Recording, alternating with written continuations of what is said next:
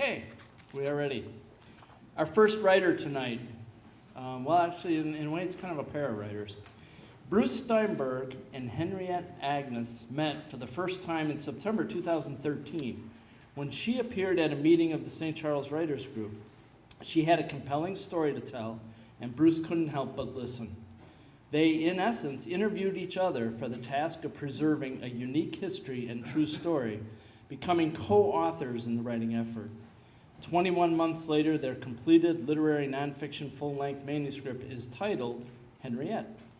The story centers around May 10th, 1940, when the Nazi military began its main assault on Europe, surrounding Henriette's family in their Hostert, did I pronounce that right? Hostert, Luxembourg home and farm, front and back, their culture, freedom, and lives on the brink of ruin.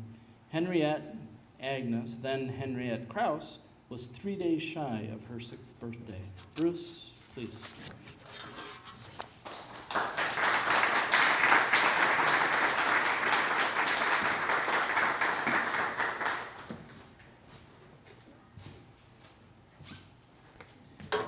Thank you, Kevin, and thank you, Anne, and thank you, Water Street, for this fine venue, and Waterline Writers.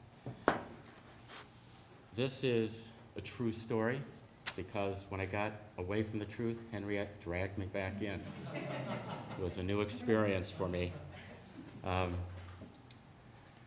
Actually, the book follows from 1940 to 1945, and on August 30th, 1942, the Nazi powers that be announced a draft requiring all boys, teens, born between 1920 to 1924 into the Nazi military, even though that the people of Luxembourg did not want to participate in that at all.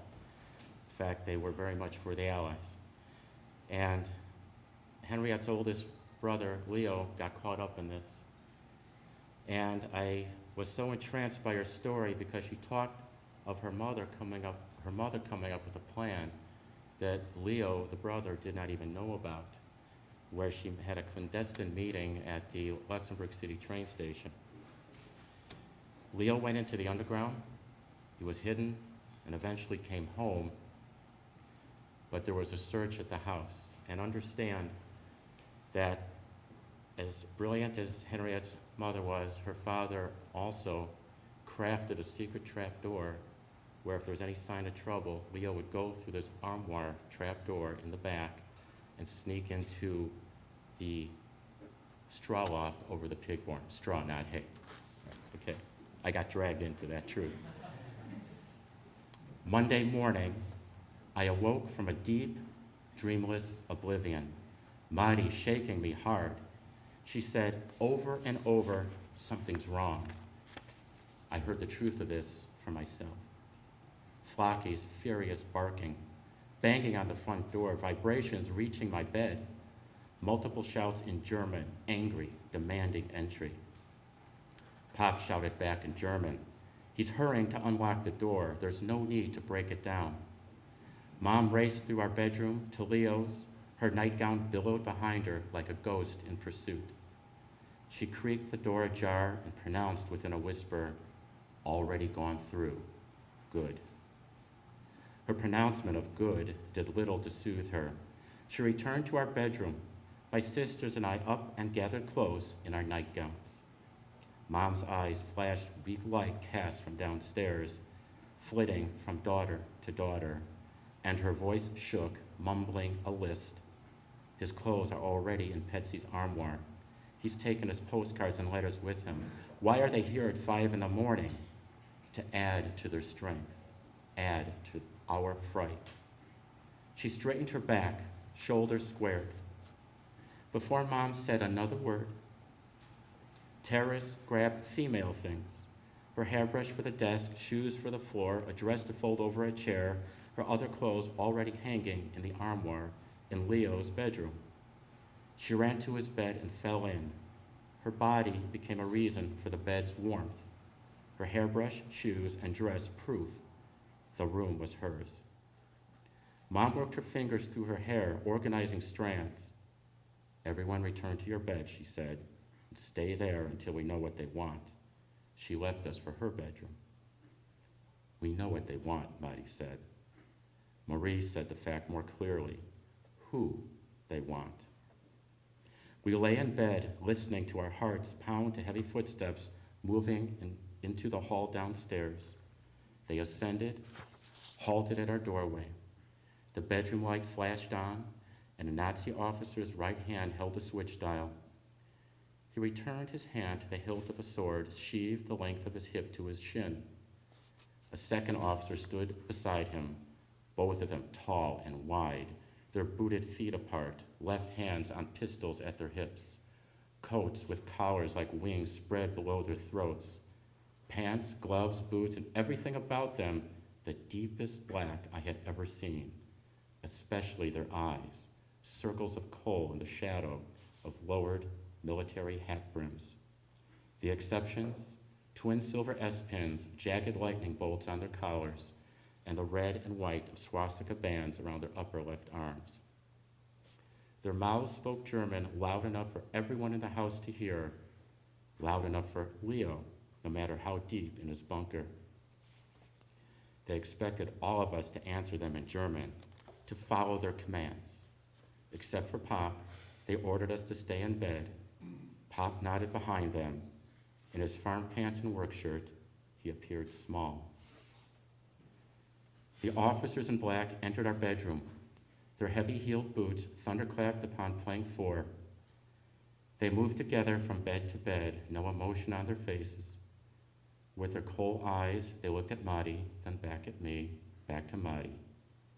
Even if one were tall, the other short, one face thin, the other round, I could not tell one from the other. Not individual men, but the same menace standing to the left and to the right.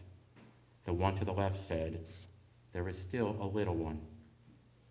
Insult, through all my fear, burned my skin. What did he mean, a little one, when I was going to be 10 in 2 months? Marty tugged my arm. Her wide eyes made her thoughts clear. It's not time for that. The one to the left announced for all in the house to hear, "We will allow you 5 minutes to get dressed in private. 5 minutes is all you have, and then you must be downstairs." He raised his arm, a watch on his wrist, and both officers boot thundered out the door. No crying, no talking, no prayers. Shirtesher over dresses, shoes over socks. We moved, numbed eyes, looking not at each other, but at our task. We met Terrace, Petsy, and Louie in the same condition heading down the stairs. Mom and Pop were already dressed and waiting for us standing in the kitchen with the 2 officers in black. The one on the right grabbed Petsy by the arm, and the one on the left turned to Pop. "This boy will help us look for Leo Kraus, the deserter. We know he's here." "Go with them," Pop said to Petsy. "Herr Kraus, you must understand by now, he does not need your permission." Petsy, as large as he was, seemed to hang from the officer's grip. The one on the left called a third officer in the hallway to come into the kitchen. The third one straightened his gray coat and snapped the pistol shut in a waist holster. His military cap brim arched so low I could not see his eyes as he raised his rifle from his side and aimed it toward Pop. The one on the left proved himself in charge, giving orders to the one on the right to stay with Petsy and the officer in gray to watch over us. And he told us, "You will go with this man where he directs. You will obey his every command.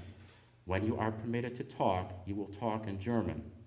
The rest of us will look for Leo Kraus, the deserter." The officer in gray directed us with his rifle barrel to move into the stuff room. Mom, Pop, and Terrace kept their eyes forward. Maria and Marty glanced at the insignias and stripes on the officer's coat and collar. He noticed and told them to keep their eyes forward, their feet moving.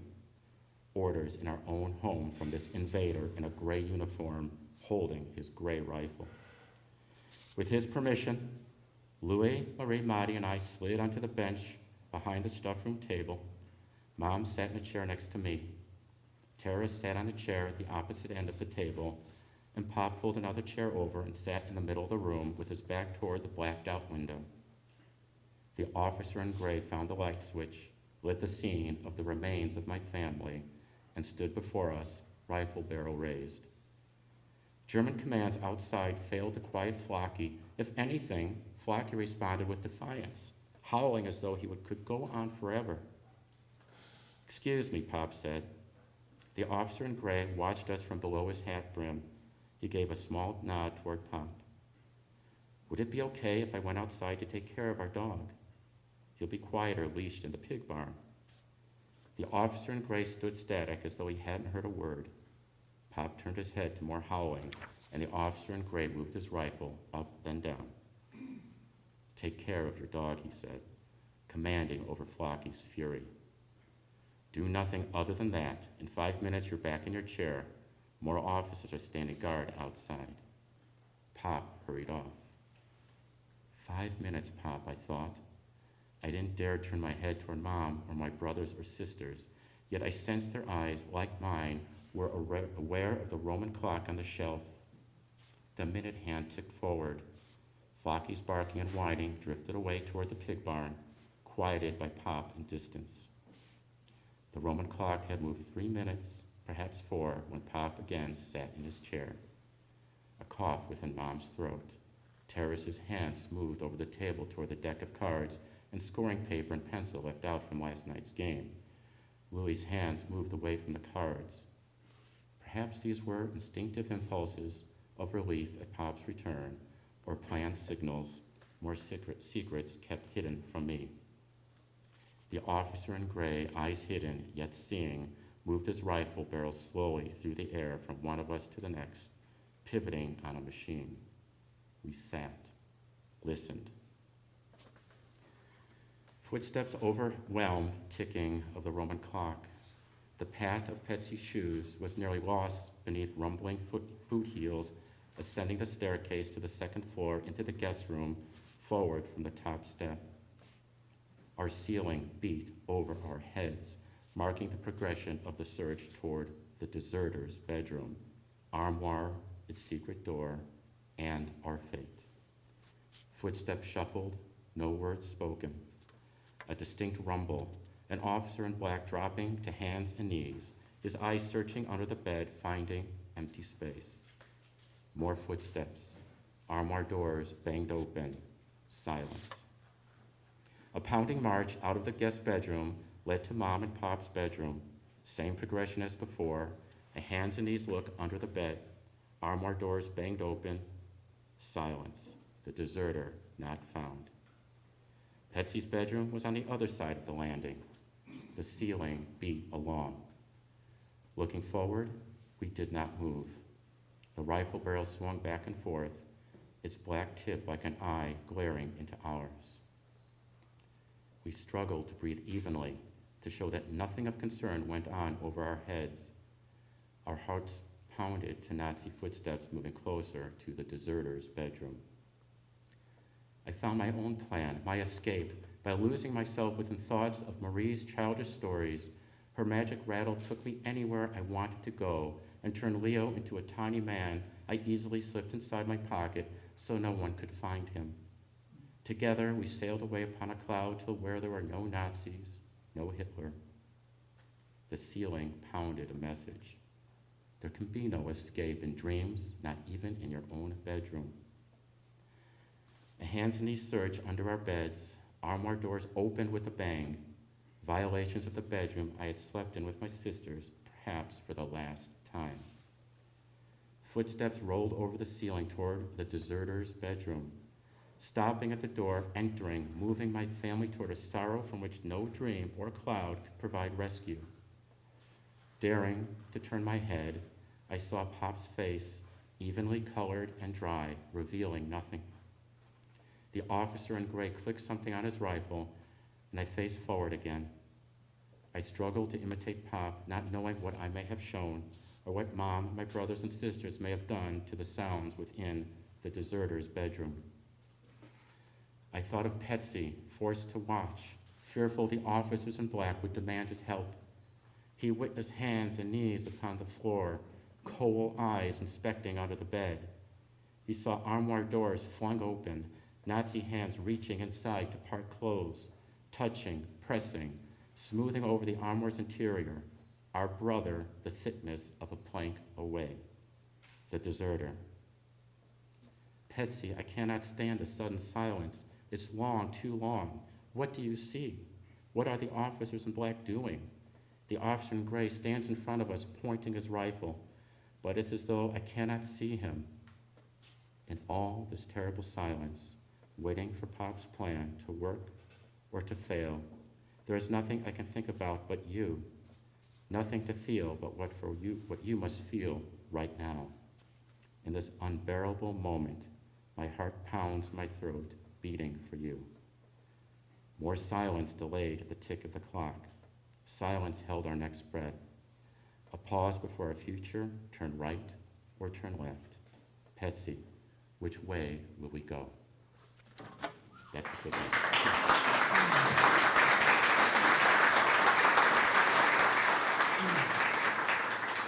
I left you at a cliffhanger, but here is the real Henriette.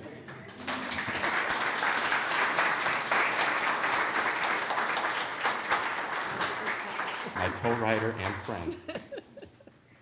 Thank you. Hi, Henry. It's nice to meet you. I'm Ann Vague, and I'm creative director of Waterline Writers. And we'd like to try something that we did for the first time in May, when we asked people in the audience to ask a couple of questions or, give a comment. So, does someone have a question or comment for Bruce Steinberg or Henriette Agnes? What was it like for you, Henriette, to hear your story read back to you? Very nice, and every time I get tears in my eyes. Yes. Very nice. Henriette, was there any other relatives of yours living in that same community that experienced the same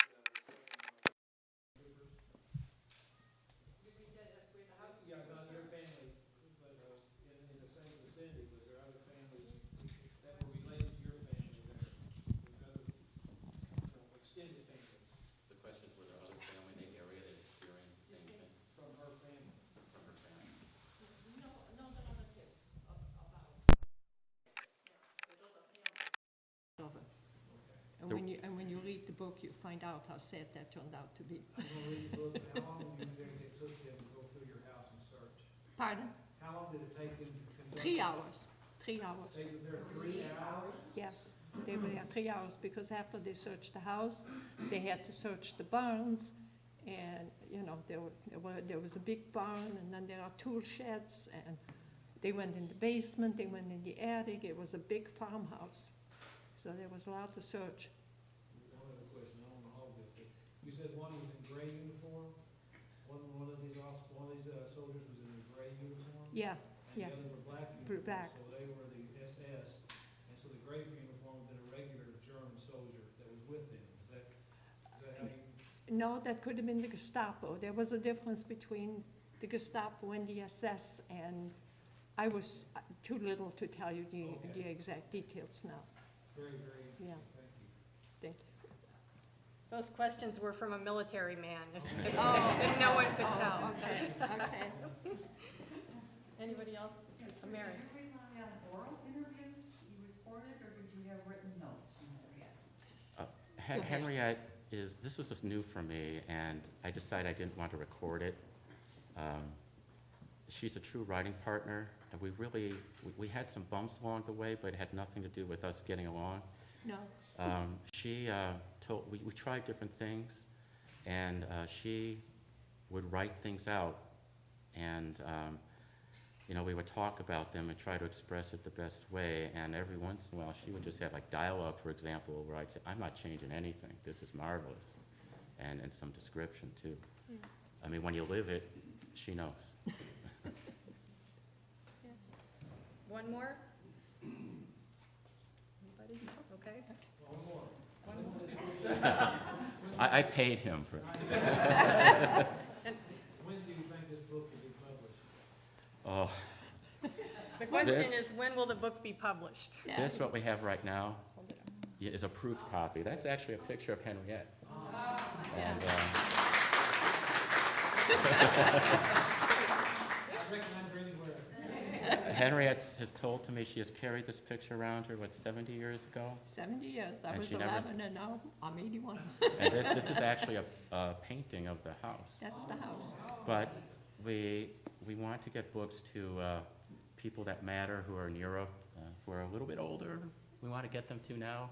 So Yeah. we're getting proof copies, and the other hunt takes, for an agent publisher, is a long, hard fight, so. Yeah, I have some relatives that are 92, 90, up in the 80s, and, you know, from day to day, you don't know. Not too much pressure on us. Thank you.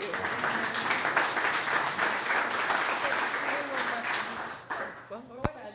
I was wondering where in Germany was this? Oh. Luxembourg, Haster, Not in, Luxembourg. Ge- Yeah. not in Germany, in Luxembourg. But, you know, the Nazis, the Nazis thought Luxembourg was Germany, but they. Yeah, yeah. All right. Thank you. Thank you.